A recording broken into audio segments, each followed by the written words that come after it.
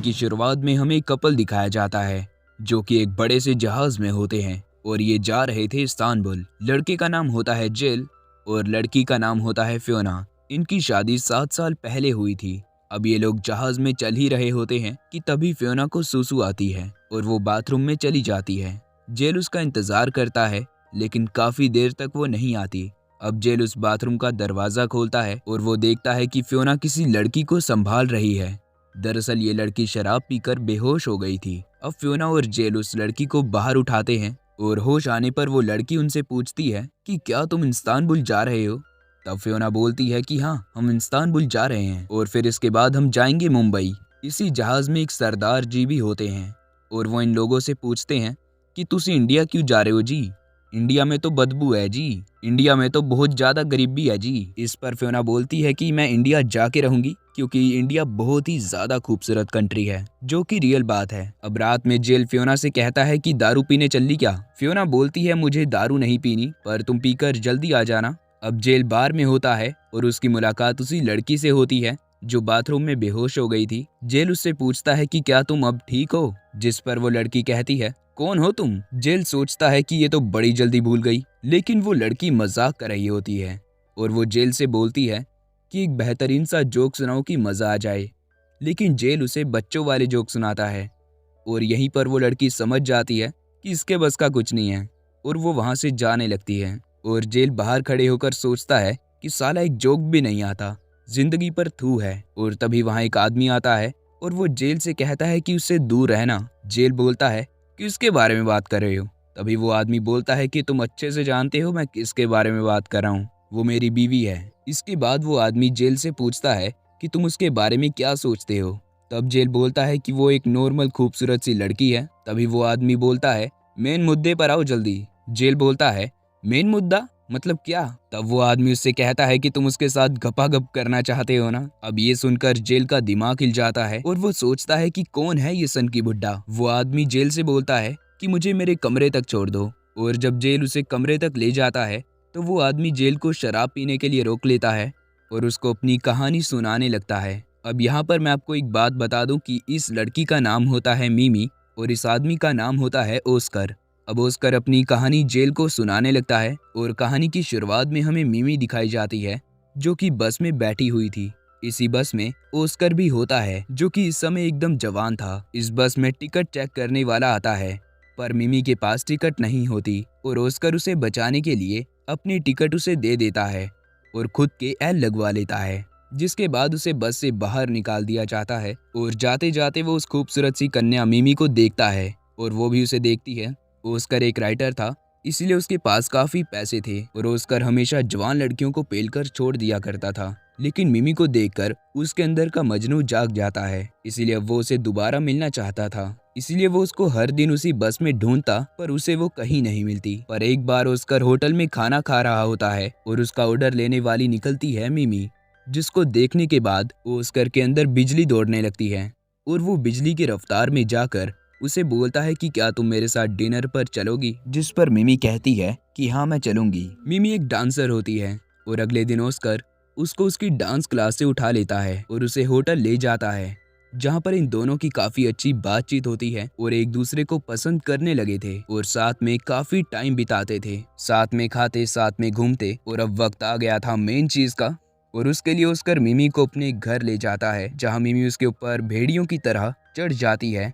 और तभी cameraman camera को वहां से हटा लेता है, जिससे हमें पता चल जाता है कि टपाटप प्रक्रिया चालू हो चुकी है और उसका सबूत है ये टेबल जो कि झटके से हिल रहा होता है। अब इन दोनों को इतना ज्यादा चरम सुख मिलता है कि ये 3 दिन तक घर से बाहर तक नहीं निकलते। और यहाँ हमें पता चलता है कि मिमी जितनी सीधी दिखती है उतनी वो है नहीं। वो ओस्कर के चरम सुख को चरम सीमा तक ले जाती है। और तभी जेल बोलता है कि वो सब तो ठीक है लेकिन ये सब तू मुझे क्यों बता रहा है। ओस्कर उसे बोलता है कि बेटा मैं तुम्हें सिखा रहा हूँ कि चरम सुख लिया कैसे जाता है। तब जेल उसे बोलता है कि मैं अपने कमरे में जा रहा हूँ, मेरी बीवी मेरा इंतजार कर रही होगी। और वो वहाँ से चला जाता है। ओस्कर की कहानी सुनकर जेल का दिमाग पूरी तरह से हिल चुका था। अब अगले दिन ओस्कर जेल की बीवी फियोना से मिलता है और उसे कहता है कि मुझे तुम्हारे पति से कोई काम है, इसीलिए वो आज रात तुम्हारे पास लेट आएगा। और फियोना इसके लिए मान जाती है क्योंकि जेल ने उसे सब कुछ बता रखा था कि ये मुझे अपनी गपागप की कहानियां सुनाता है। अब जेल उसके पास रात में जाता है और ओस्कर फिर से वहीं से कहानी स्टार्ट करता है जहां पर उसने छोड़ी थी।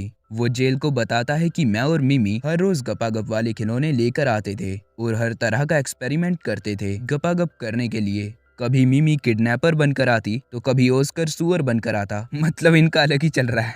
तभी कमरे में मिमी आ जाती है और इसलिए जेल वहां से चला जाता है और फियोना उसको ताने मारती है कि तुम अपनी बीवी को छोड़कर दूसरे की बीवी की कहानियां सुन रहे हो। अब एक दिन मिमी जेल को पकड़ लेती है और उसे बड़े प्यार से कहती है कि कल तुम मुझे 5 बजे मिलना, मैं तुम्हें जन्नत दिखाऊंगी। जेल वैसे तो बहुत सीधा है पर जन्नत कौन नहीं देखना चाहता, इसीलिए वो काफी एक्साइटेड हो जाता है और ठीक 5 बजे वो उसके कमरे के बाहर पहुंच जाता है और जब वो गेट खोलता है तो कमरे में अंधेरा होता है और वो मिमी की आवाज को फॉलो करते हुए बेड पर बैठ जाता है और उसका हाथ चूमने की कोशिश करता है। पर तभी लाइट जल जाती है और वो जिसका हाथ चूम रहा था वो ओस्कर था और इस प्लान में मिमी भी शामिल होती है। ओस्कर उससे बोलता है कि बेटा हमने तुम्हारा भी काट दिया। लेकिन इसके बाद जेल पूरी तरह से एक्सपोज हो चुका था क्योंकि उसके मन में भी मिमी के लिए हवसी विचार थे, जैसा कि ओस्कर ने उससे पहले ही कहा था, और वो अपने आप को कोसने लगता है और ओस्कर के सामने काफी ज्यादा अनकंफर्टेबल महसूस करता है। मिमी के जाने के बाद ओस्कर फिर से अपनी कहानी शुरू कर देता है और वो जेल को बताता है कि मिमी को हर टाइम बस गपागप चाहिए था और उसका असर मेरे काम पर पड़ रहा था और उसे रहने खाने का भी ढंग नहीं था और अब मैं अपनी पहले की लाइफ को मिस कर रहा था क्योंकि मैं उससे थोड़ा बहुत बोर हो चुका था। और एक दिन ओस्कर उससे कहता है कि मैं तुझे अब और नहीं झेल पाऊंगा, इसलिए 3 तक गिनती गिन रहा हूँ, निकल जा यहाँ से। मिमी रोते हुए वहाँ से चली जाती है पर वो ओस्कर से काफी ज्यादा प्यार करती थी और इसीलिए एक दिन वो उसके दरवाजे के बाहर लेट जाती है और ओस्कर के आते ही वो उसके सामने गिड़गिड़ाने लगती है कि प्लीज मुझे घर से मत निकालो, तुम जैसा कहोगे मैं वैसा ही करूंगी। और ओस्कर उसे दोबारा अपने साथ रख लेता है पर ओस्कर उससे अब छुटकारा पाना चाहता था, इसीलिए वो उससे बात बात पर डांटने लगता है और दूसरी लड़कियों के सामने उसकी बेइज्जती करता है। और मिमी पूरी कोशिश करती है कि वो ओस्कर के लिए बेस्ट बन सके और ओस्कर उसको कभी ना छोड़े। अब एक दिन मिमी ओस्कर को बताती है कि मुझे बच्चा होने वाला है, लेकिन ओस्कर कहता है कि इस बच्चे को मैं संभाल नहीं पाऊंगा, अपना ऑपरेशन करवा लो। और मिमी ऐसा ही करती है और उसके कहने पर बच्चा गिरा देती है।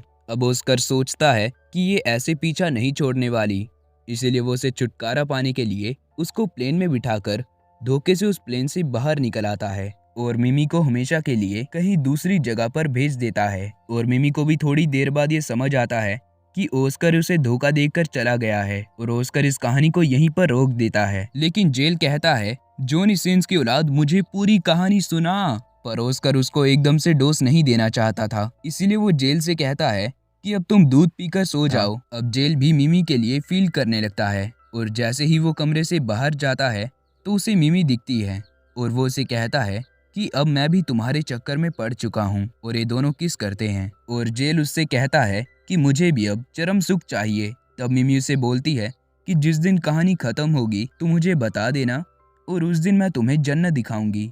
अब ओस्कर की कहानी की वजह से जेल अपनी बीवी को टाइम नहीं दे पा रहा था, जिसकी वजह से उसकी बीवी उससे काफी गुस्सा होती है। और अगले दिन ओस्कर कहानी शुरू करता है और वो बताता है कि अब मिमी को छोड़ने के बाद मैं खुला सांड बन गया था और मैं हर दिन अय्याशी करता था, जवान लड़कियों से लेकर बड़ी औरतों तक किसी को नहीं छोड़ता था। पर एक बार नशे में ओस्कर का एक्सीडेंट हो जाता है और उससे मिलने आती है मिमी, जिसको देखकर ओस्कर की फटके हाथ में आ जाती है। पर अब मिमी पूरी तरह से बदल चुकी थी और ओस्कर उसे माफी मांगता है, लेकिन मिमी उसे वहां से गिरा देती है और उससे साफ साफ कह देती है कि तुम्हें इंजेक्शन और तुम्हारे एल दोनों मैं ही लगाऊंगी। और ओस्कर के पास भी कोई चारा नहीं रहता क्योंकि वो अब चल नहीं सकता था और मिमी इस बात का खूब फायदा उठाती है। वो उसे नहाते हुए ठंडे पानी में छोड़ देती है और उसे खाने में भी आधा अधूरा खाना देती है। और हद तो तब हो जाती है जब मिमी एक लड़के को अपने घर लाती है और उसके साथ गपागप करती है, वो भी ओस्कर के सामने। वो अजीब सी आवाजें निकालकर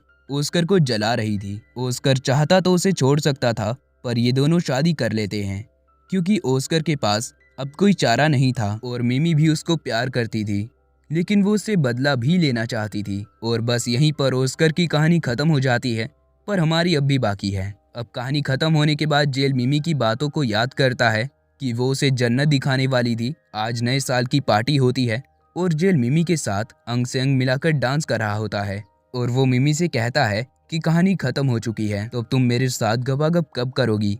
लेकिन मिमी उसकी बातों पर ज्यादा ध्यान नहीं देती। पर तभी जेल की बीवी फियोना उसे देख लेती है, जिसके बाद जेल चुपचाप अपनी बीवी के पास चला जाता है।